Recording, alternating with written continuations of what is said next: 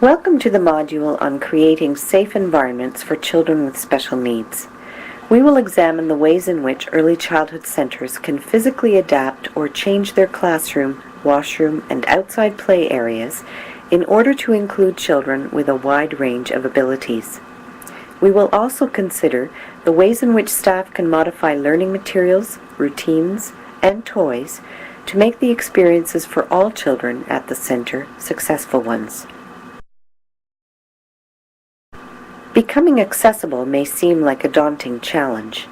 We think first of the building itself and the possibly expensive modifications that may be required. In some situations, this may be true. However, there are things that can be accomplished within a limited budget.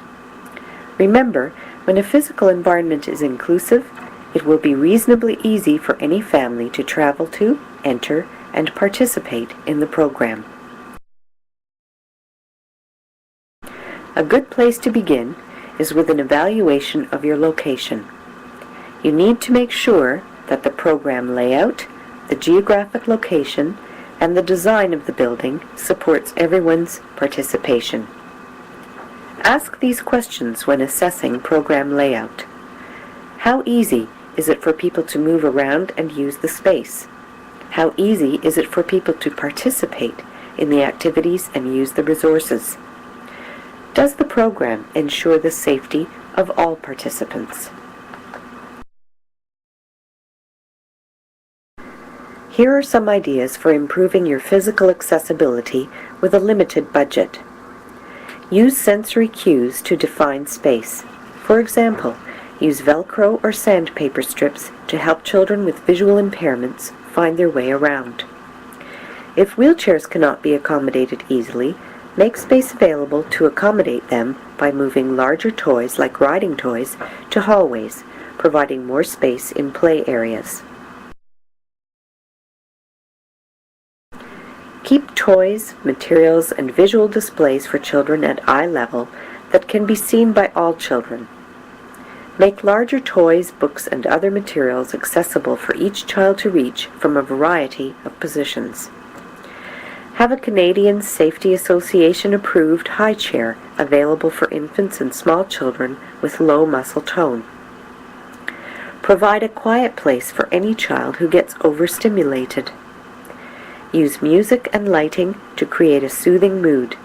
This will benefit all children by keeping the room from becoming too noisy or busy. Use other methods to mark transition times than only verbal instructions. Use photographs, picture symbols, or a song to indicate what comes next. Make clear visual boundaries between activity areas using masking tape, mats, and so on, so it is clear what children can do in each space. Make sure the gross motor area has proper padding for cushioning. Childproof all areas, not just those accessible to infants and toddlers. Children with special needs who are beyond the toddler age may still want to put items in their mouths. Tiny objects can be hazardous when swallowed. Children with intellectual delays may not have learned some basics of safety, such as staying away from electrical outlets and stairways. Gates and half doors may be practical solutions for all children. Here are some ideas for improving your geographic accessibility, again with a limited budget. Include maps, bus routes, and information about parking on brochures and materials used for outreach to families. Mark the entrance to the building on outreach materials and the building itself. Many of the suggestions made above can be easily made and are not very costly. However, most building design ideas require extensive renovations or even relocation of the program. Your organization will need to set priorities and decide what steps to take. You may wish to consider the following suggestions. For individuals who use wheelchairs, have wide enough doorways and uncluttered passageways. Have a level entrance into the building or use a ramp. Locate the program on a ground floor. Have a wheelchair-accessible washroom available. For For individuals who have difficulty walking, have non-slip surfaces. Have a smaller vertical rise on the steps. For individuals who have visual impairments, have lots of light in hallways. Install braille signs on the latch side of doors at the recommended height of 1500 millimeters. Have a change of floor texture to indicate stairs or hazards, such as wall protrusions. Selecting one or two areas to modify or change at the beginning is probably enough. Your staff can monitor how these changes are positively affecting the children, and then move on to the next 2 or 3 items. Once your early childhood center has begun making some of the changes to the physical rooms and the building itself, we need to look at the things we can do to facilitate learning through the play activities the early childhood centers do so well.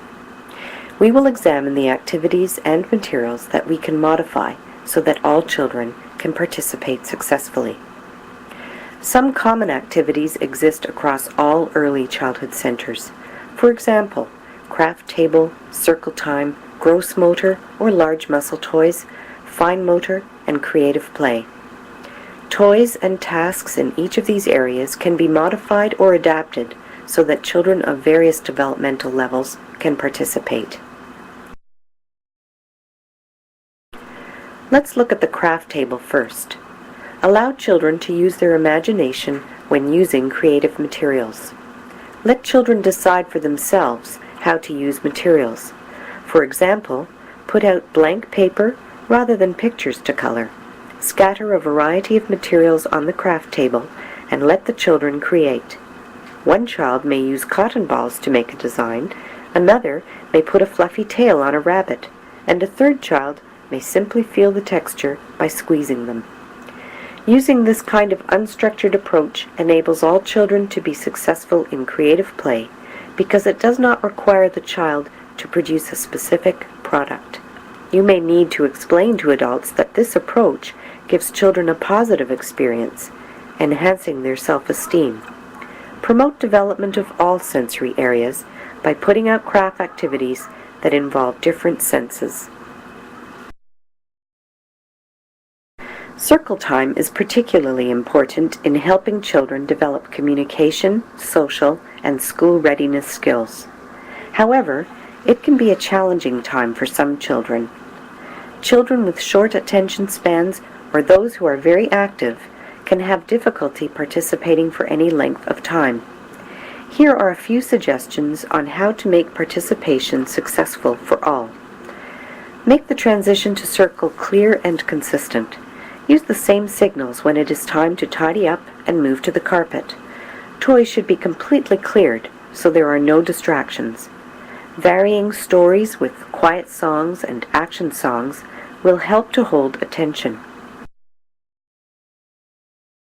Do not expect all children to participate throughout circle time. Even if a child can sit for 1 or 2 songs, he is taking the first steps in learning new skills. Try to ignore small disruptions. If a child can be on the outside of a circle and not disturb others, simply continue on. Children can learn even when not sitting completely quietly. Modify activities to accommodate children's special requirements. For example, a child with a hearing impairment can feel the rhythm of a song when bounced on someone's knee or being lightly tapped on the shoulder. Children who have difficulty moving can be supported by being carried in active songs. Touching the parts of the body mentioned in action songs helps develop body awareness. High chairs or car seats can be used for children who have difficulty sitting on their own. Perhaps the area that most gets an early childhood educator's creativity going is the purchasing of toys and learning materials. Consider toys that have more than one use and that stimulate all the sensory areas. Toys that are durable and washable are best.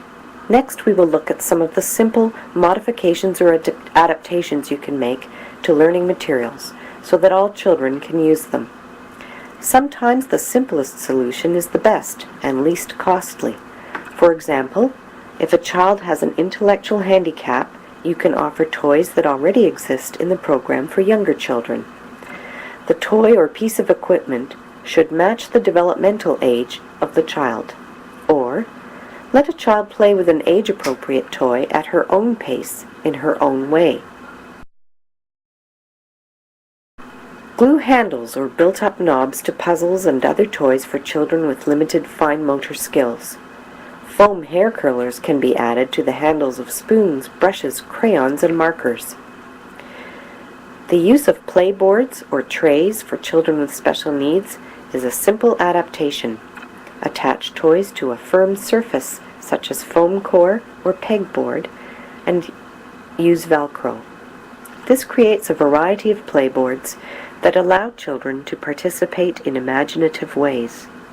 Tactile sensory boards can be made for children with limited vision. Adapting materials does take time, but does not necessarily cost a lot of money. Staff can be creative and flexible in thinking up solutions. Often, it is simply a matter of observing the child as she manipulates toys to determine what modification is necessary. There are several resources and services available to early childhood educators and parents alike which can help with these ideas. When moving toward a more inclusive learning environment that stimulates all children, staff and the board of directors each assume a role in making this happen.